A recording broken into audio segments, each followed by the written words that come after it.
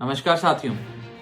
कल से मेरे खिलाफ एक स्क्रिप्टेड कैंपेन चलाया जा रहा है। सेम भाषा, सेम बातें, सेम आरोप। ये कोई कोइंसिडेंस नहीं है, बल्कि एक कोऑर्डिनेटेड अटैक है। पहले मैंने सोचा कि मुझे इसका जवाब नहीं देना चाहिए। फिर लगा कि कहीं एक झूठ को 100 बार बोला जाए, कुछ लोग मान ना लें। इसलिए मैंने सोचा कि जवाब दूं। आम आदमी पार्टी ने 3 आरोप लगाते हुए ये कहा कि इन 3 आरोपों की वजह से हम राघव चड्ढा को पार्लियामेंट में बोलने का मौका नहीं देंगे। राघव चड्ढा के पार्लियामेंट में बोलने पर रोक इसलिए लगाई गई क्योंकि उन्होंने ये 3 गलतियां करी। मैं एक एक करके इन तीनों पर आपसे बात करना चाहूंगा। पहला आरोप कि जब ऑपोजिशन पार्लियामेंट से वॉकआउट करता है, सदन से वॉकआउट करता है, तो राघव चड्ढा वहीं बैठे रहते हैं, वो वॉकआउट नहीं करते। ये सरासर झूठ है, सफेद झूठ। मैं चुनौती देता हूं, एक इंस्टेंस, एक दिन ऐसा बताइए जब ऑपोजिशन ने वॉकआउट किया हो और मैंने उनका साथ ना दिया हो, मैं साथ में वॉकआउट नहीं किया। और पार्लियामेंट में तो हर जगह सीसीटीवी कैमरा है।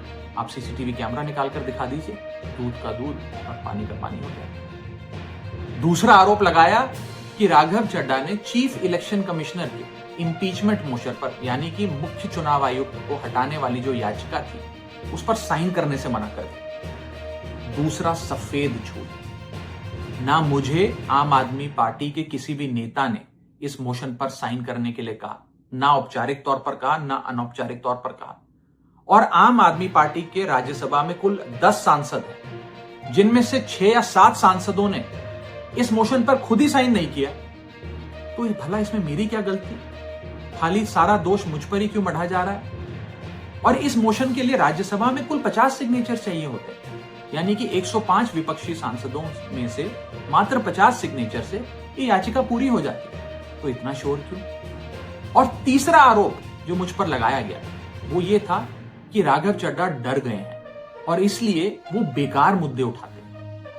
पहली बात मैं बता दूं कि मैं पार्लियामेंट में शोर मचाने, चीखने, चिल्लाने, माइक तोड़ने या गाली देने नहीं गया। मैं वहां पर जनता के मुद्दे उठाने गया हूं, लोगों की बात करने गया हूं। और मैंने कौन सा मुद्दा नहीं उठाया? मैंने जीएसटी से लेकर इनकम टैक्स की बात करी, पंजाब के पानी से लेकर दिल्ली की हवा का मुद्दा उठाया, हमारे सरकारी स्कूलों की हालत से लेकर कैसे पब्लिक हेल्थ केयर इंस्टीट्यूशंस को मजबूत किया जाए, इंडियन रेलवेज में जो पैसेंजर्स ट्रैवल करते हैं उनकी समस्याएं रखी, यहां तक कि मेंस्ट्रुअल हेल्थ, एक ऐसा मुद्दा जिसके बारे में लोग बात करने से कतराते हैं, वो बातें तक रखी। बेरोजगारी से लेकर महंगाई तक तमाम मुद्दे उठाए। आप मेरे 4 साल का पार्लियामेंट का ट्रैक रिकॉर्ड उठाकर देख लीजिए। और मैं पार्लियामेंट में इंपैक्ट क्रिएट करने गया, मैं पार्लियामेंट में रकस क्रिएट करने नहीं गया। ये टैक्स पेयर के पैसे से जो पार्लियामेंट चलती है, उस टैक्स पेयर के मुद्दे उठाने में पार्लियामेंट में गया।